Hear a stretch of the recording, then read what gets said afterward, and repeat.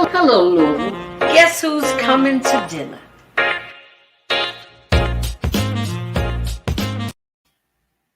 Bonsoir, mesdames et messieurs.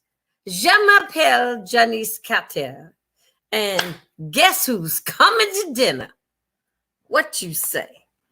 Today, I'm very excited. You see, I'm very French today because France is probably a very artistic country. And talking about the arts, the opera, the sculptors, the painters, the great painters of our century. But aside from all that going on over in Paris, I had to put my close to a beret as I could find. This was my Paris hat when I lived there. And so I put on my Picasso scarf that I gave to my mother because today, you hear me, Louisville, and the rest of the world, today we have the world-renowned artist, sculptor, Mr. Ed Hamilton. What's up, my brother? Esther, how are you? Bonsoir. Bonsoir. Bonsoir, monsieur. I'm so honored to have you, Ed. You know, you've always been just down to earth. So I just want to say welcome to Guess Who's Coming to Dinner. How you doing, sweetheart? Doing great, baby. I'm doing fine. Can't complain. God is What's good. going on in your world right now? What you got going on? It's busy. I've got 3 projects I'm working on. Okay. One project will be coming to fruition in October.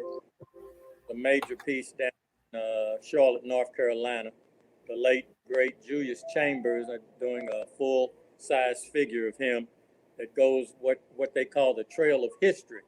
And you walk the trail downtown, and they're noted figures that you will encounter in bronze that's associated with Charlotte. And he's going to be one of them that you will encounter. Then I'm actually working right now. Currently, I'm doing a bust and will be a life-size figure of the late, great David Jones who was the Humana, who started Humana. Right. Okay. Yes. And then in Dayton, Ohio, my birthplace of birth, well, I was actually born in Cincinnati, but my birth mother, that's where she resided in Dayton, Ohio. And I'm doing a memorial for the late Paul Lawrence Dunbar. Oh, have mercy. Wow. Dayton, Ohio. That's where I'm at right now. And, you know, as I said, it's just a busy time right now. And that's a good thing. That's a wonderful thing. It's a wonderful thing. I know you've got a lot of works from when you started, and I saw the piece when you used to walk past the art shop and the man invited you to come in. You know, yes. How you got started. I said that was very interesting. How you were just fixated on it, you know. And he saw something in you and said, "Come on in here, youngster." Tell that story, Ed. Well, there was a clay ceramic shop right next to Barney's studio. Actually, it was in the same building, but a wall separated the ceramic shop and his studio. Okay. Now, been following Barney for quite some time while I was in art school, when I got out of art school. And I knew where his studio was, but I never took the opportunity to go and visit or knock on the door.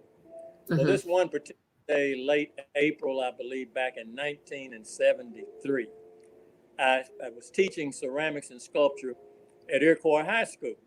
So I took off for half a day to get some supplies. And the ceramic shop, King Ceramic Shop, that's where I bought clay for school. So as I went in there, and the late Daniel King, who owned that shop, loved to talk art, loved to talk worldly stuff. So you just couldn't go in, buy something and leave. You know, he'd get you cornered in a conversation, which was good, because here's what happened. We were standing there, I'm standing there talking, and all of a sudden I looked at my watch. I said, "Oh, Daniel, I got to get out of here. I got to get back to school." So I loaded up the car, and I was parked right in front of the building. And that was Barney's studio. I could see his front door. You couldn't see inside because the frosted glass on his door, you couldn't see inside. But I knew that's where he was. And so I loaded up my car. I got inside the car and I sat there and I looked over at his door and I said, man, why don't you go knock on the door? Well, something, I just couldn't make myself do it. And now, remember, this was the 70s, the Superfly era. I had a beautiful afro, baby. Oh, I had this afro that if I leaned one way, it would go, oh, or I leaned the other way. It leaned with you, huh? Look. You had nice movement. Yeah, big shirt collars on, shirt on, my bell bottom. Oh, I was clean. Wait. So I sat there just for a half another minute or two, and all of a sudden I started to turn the key in the ignition. Don't you know, God, girl, intervene. All right. His front door opened. He came out to check his mailbox on the side of the building. You know what happened? I immediately got my butt. You hurry up and got out that car. I got over there very carefully. Didn't want to scare the man. Yeah. Here's this brother do something to me. Yeah. I got very careful. I'm Ed Hamilton, and I've followed your works for years. I've seen it all over, and I guess I said, could I see your studio or something like that? But I do remember this. This is what he said. Sure, come on in. Girl, I crossed that threshold, my whole life changed. Wow. Whole life changed. That's when he offered me a position to work with him because he found out that I'd gone to the same school that he taught out at the university. It was the Art Center School at the time. Okay. And he taught classes out there. Now, what happened was he saw a piece on a two by two stone limestone block. Now, as an advanced sculptor student back in the day, we would put something out there. We would make something and put it on the block. It'd stay up about a couple of weeks. Another student would come and do it again. Wait a minute. I saw a piece out there on this block, and I said, "Oh, you did?" I said, "Well, what was it?" He said, "Well, it was this figurative piece, and it was kind of distorted, and the guy, his head was kind of down like this, and his arm was going this way." Well, you know what it was? I was into Rodin's work, Rodin out of Paris. Okay, France. right. This was a takeoff of his Adam piece that he had on his Gates of Hell at the top. Okay. And him did a piece called Adam and Eve, but I took the Adam piece and kind of formatted it in my own style. And he said, I saw that. I said, that was my piece. He said, well, I'll be daggone. So anyway, we were talking, and he said, I got a project coming up. And he said, I'm going to need some help. And I said, Mr. Bright, I'm ready. I couldn't wait to get home and tell Bernadette. I said, baby, look, you ain't going to believe this. I met Barney Bright, and he done offered me an apprenticeship. I don't think I'll be going back to school next year. And I did. Hello. I didn't even know that you had taught school here. Oh, yeah, I taught school here. Yeah, I taught at Iroquois High School for 3 years. Okay. And was a mortgage professor out of University of Louisville back in 2010. Taught the public art class out there. Wow. And so, always trying to teach somebody something, as I'm trying to learn all. You never stop learning. No. But you also have to share your gifts. But you got to share the gift. That's right. You got to share your gifts. I heard you say something on a piece where you were interviewed. Well, it was the Black History piece that they were doing, that they ran last year, where you talked about that we're kind of here, Ed, to help one another. That's right.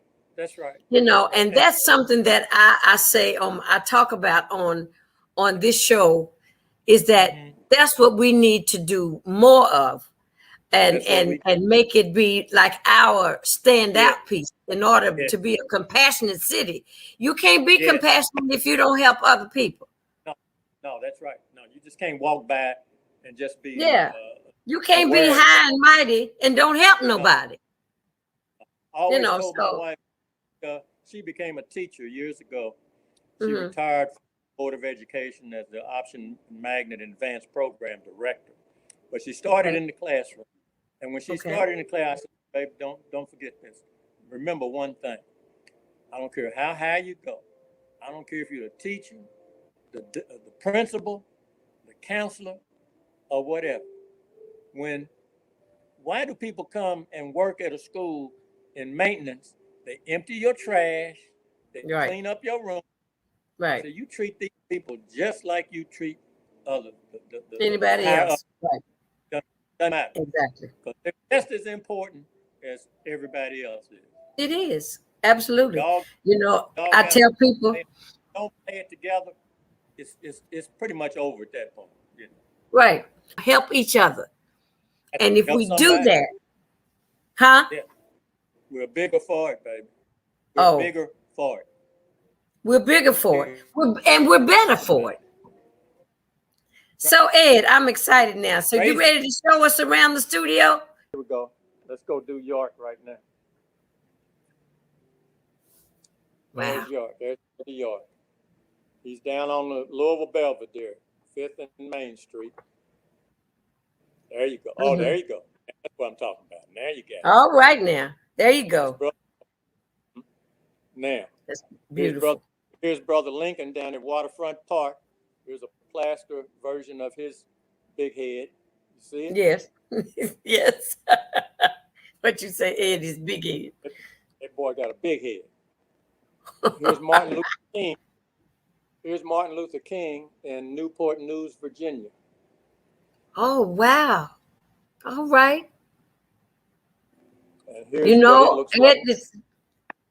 It's what he looks like. It's a big life size coming out of a wall with figures walking. Right. That's beautiful. That's a beautiful piece, Ed. Well, everything you've done is spectacular. Here was an article that was based on the Spirit of Freedom that came out when we did the Spirit of Freedom in D.C. And here's the actual model of it. Okay. So now, at this point, Ed, I'm going to tell you, I told you, I have a family connection to your Civil War monument in D.C. That two of my great, so they were my mother's uncles, so they were my great uncles, were in the Civil War, and their names are on the monument. Yes, on the wall. On the wall. And I went and put my fingers next to it for a family reunion and had a picture and blew it up that two of my uncles' names was on the wall with that monument. Gorgeous. Oh, that's fabulous. Yeah. It's 3 infantry guys and a sailor. There's the 3 soldiers and the sailor on the wheelhouse. Okay. All right. Of course, you got family in the back. Well, what we did, we took pictures. We were at my family reunion. We sat inside there and took pictures. Now, here is young Ed. This is where it all started, baby. Right here at Shawnee. Look at you. Shawnee Junior High School. I'm in the yearbook as Mr. Friendly. Mr. Friendly. Look, I went to Shawnee Junior High School, Ed. I'm in Shawnee High School. This is Shawnee. I went to both of them. You did? Yeah, I went to Parkland Junior High, and then I was Shawnee High. Now, you see that white image right there? I'm coming to get close up on it. I want to show you something because this is important right here. Okay. You see, I'm standing in the class. I'm standing in the art classroom. Okay. And there's a figure that you see kind of by my hand. Let me show you this, right? And this documents it. That was 1965. No, 1960. Hold on now. Here it is. My very first clay piece that I did at Shawnee High School. You did it for the school? I did it in art school. In high school. See that figure? In your art class? Yeah, art class. Yeah, that's a original clay Mama put on her mantelpiece that I grew up with when I graduated from high school, and she said, "Don't touch that piece." That was on the mantelpiece until the day she died, and I had to liquidate her estate. And I brought it up here, and it's right here. And so this could be the precursor of how I became a sculptor. You know what I mean? Yeah. Because Yeah. I was doing that type of work back then. It's in Wow. a, might be hard to see because it's in a glass door. No, I can see it. Everybody else will be able to see it too. Wow. Say that's the beginning, huh? That's the That's the beginning of my precursor to your fame and fortune. That's the small model of the Martin Luther King marquette that was enlarged for Newport News, Virginia, right there. That's a plaster. Yes. Now let's see what else we got. You remember the late G. Calaman Cox, who was the dean of black art here in Louisville? That's him right there. We pay homage to GC because GC taught everybody. And he had no problem of sharing his works and his talent with all the people. And he was one of the original members of the old Louisville Art Workshop that I discovered when I got out of art school. And that's how I got my education from Bob Douglas and G.C. Cox and late Fred Bond and all the major artists that left town like Sam Gilliam, Bubba Thompson. We all have been touched by these guys. Okay. And here's the late Judge McAnulty. That's in bronze. This is a plaster version of his bust, but he's in full regatta in bronze in the lobby before you walk into the Supreme Court room in Frankfort, Kentucky. Now, I mentioned Barney Bright. Here's Barney Bright. Oh, wow. Okay. That's Barney Bright. And man, it opened the door, huh? Yeah, this is the man that opened the door for me. Show us the one that the other Louisvillians, the Lenny Lyles. You said you had the. Oh, yeah. Lenny. Here's Lenny. This is the model for the Lenny Lyles runner out at University of Louisville. It formerly was Cardinal Park, but now it's Owsley Brown Frazier Park. Okay. And I did him. Actually, Owsley Brown Frazier, who was part of Brown and Foreman, and he's the one that commissioned to do the large version, a 7-foot version of this runner, as Lenny Lyles out at the Cardinal Park. Wow. Here's, Joe Louis for the city of Detroit. All right. Oh, that's gorgeous. Brown bomber. Now, I didn't do him like this. I've got him in a pugilistic pose as a boxer, but this was a study of his figure that I did prior to making him. And when I walk through that front door, here you'll be able to see the actual glove off of the main figure that's in Detroit at Cobo Hall. At Cobo Hall, okay. I lived in Detroit for 6 months 1 year. It's the big left-hand boxing glove. He was a southpaw? No. This is just off the figure that I made. Off the figure, okay. Off the big boxing glove, off the figure itself. Yeah. Okay. Wow. And so, man, have you got works in that studio? There's the Amistad head back there, Joseph Sinkay, aka Sinbay PA of the Amistad Memorial. Okay. Let me show you that. That's him back there. That back right there. See him right there? Right there. That's Joseph Sinkay. But here is the Amistad. Hold on.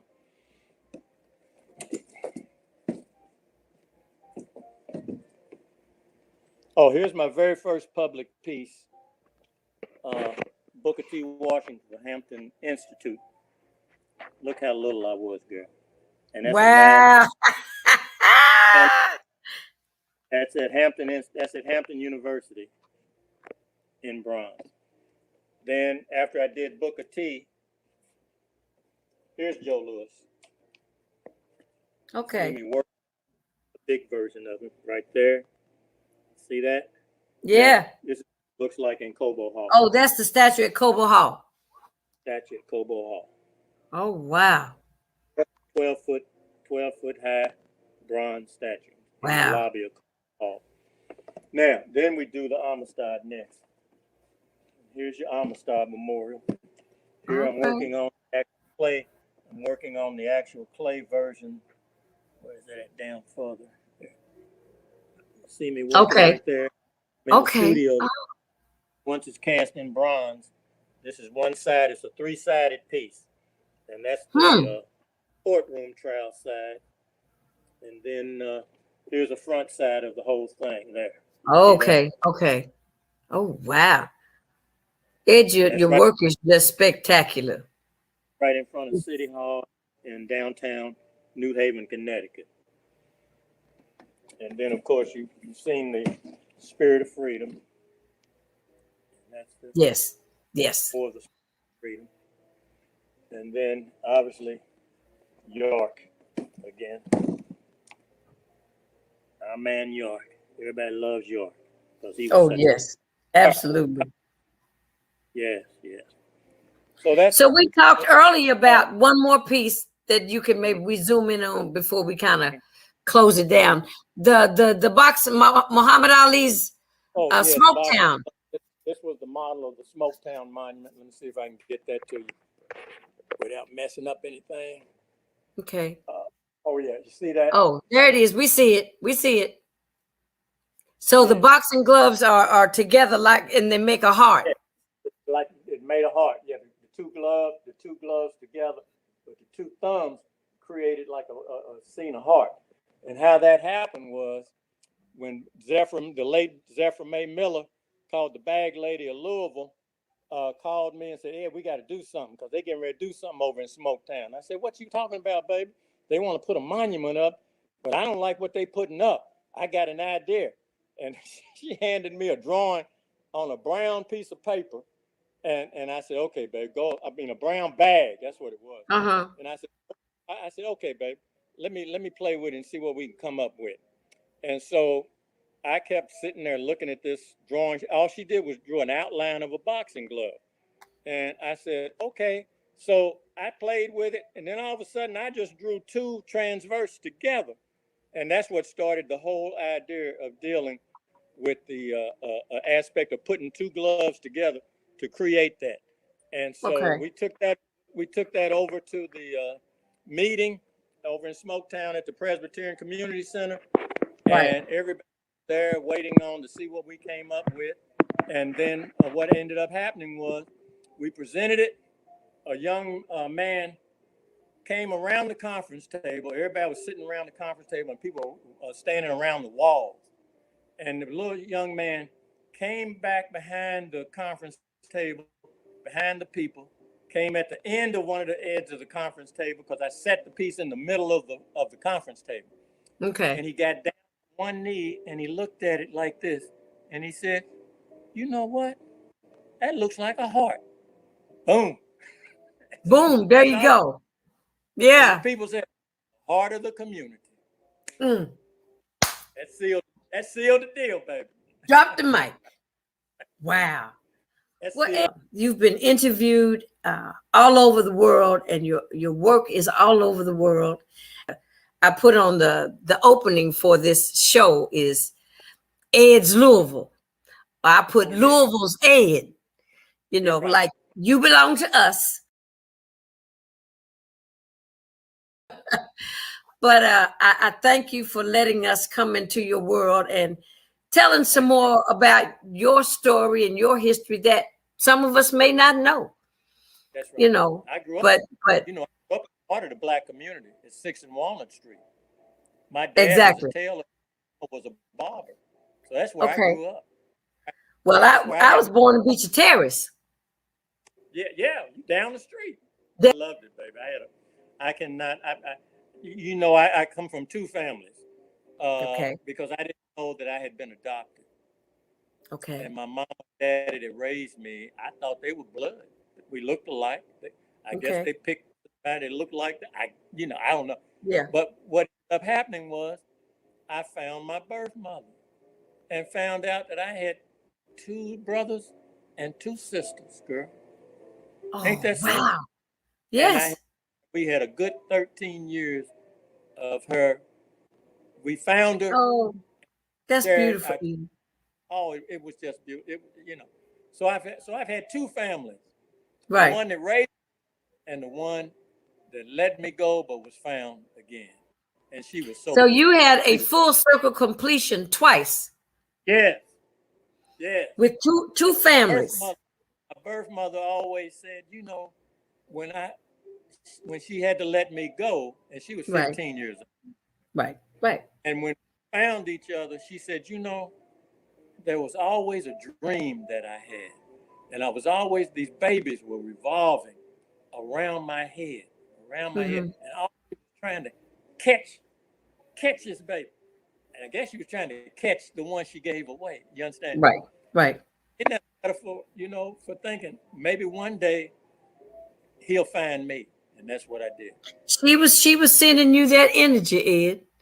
Yeah. In that dream, that was the synergy she was trying to, for you to even want to find her. See, because some kids don't want to find her. That's right. And that was fortunate, because she could have said, no, I don't want, I don't want. Yeah. But that's her subconscious and her heart. Tell me that one more thing. One more thing. She was in Detroit. She was a Mary Kay salesman. Okay. They were at the Cobo Hall where Joe Louis was standing. Check this out. She and her girls' friends were visiting the Cobo Hall lobby there, and there stood Joe Louis. And she admired that. And then when we discovered each other, and I was telling her what I did, and I sent her pictures of my works, and she saw that Joe Louis. She said, "Oh my God, why didn't it say something? Why didn't it?" Yeah. Tell me, you know what I mean? I said, because Joe Louis was the biggest thing about it. The what? Rhymes don't. No, can't talk. Because the biggest thing about it was him and his name. Not that even if your name is written on it anywhere, not that it.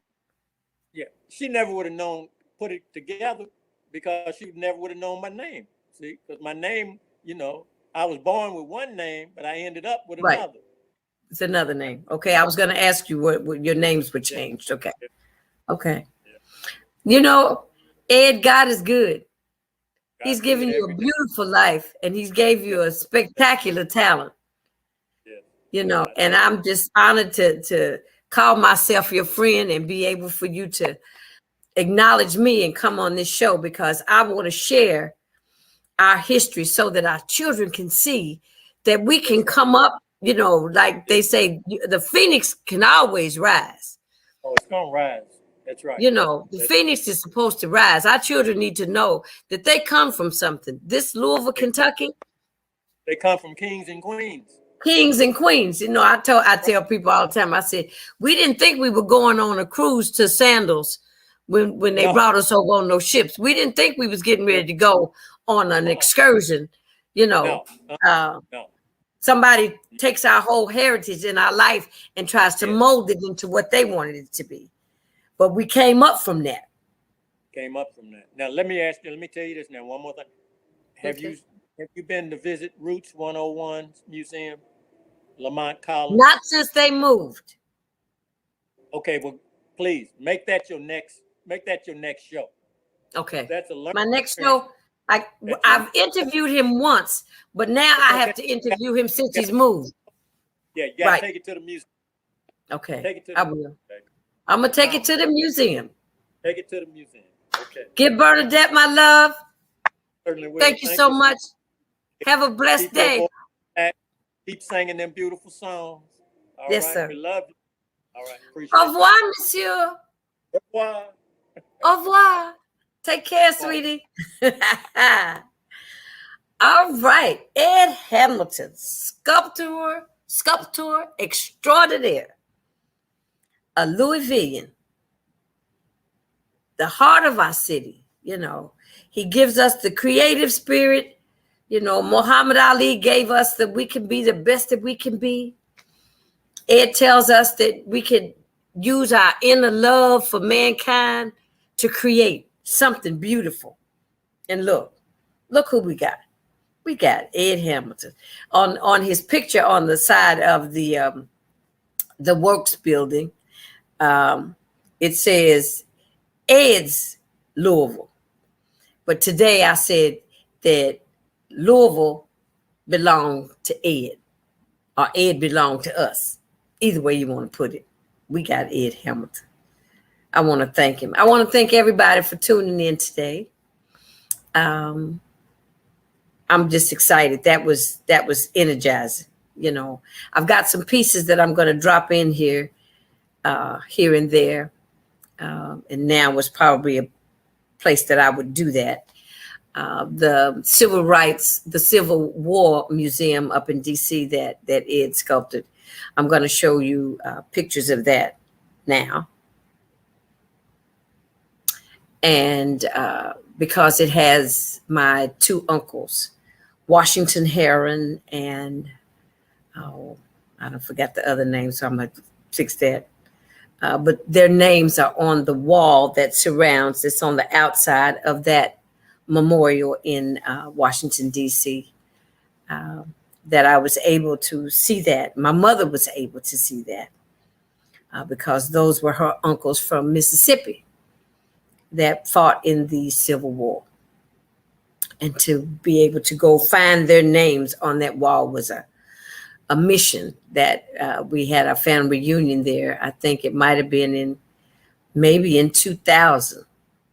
We had a family reunion in DC, and it was one of my goals to go to the monument. So I took my mother and some of my other relatives. We went and spent the day and took pictures and were just reveling in how our family's legacy was a part of the making of this country, you know, because they fought in they fought in the Civil War. And so you're going to see that in just a minute. So coming back from that, that's why I'm excited. Today was a wonderful day. Great show. I was excited. I did my little French thing with my mother's Picasso scarf that I gave her. My French beret, as close to my chapeau as possible. And it's about dinner time. So guess who's coming to dinner? I'll see you on Friday. Au revoir.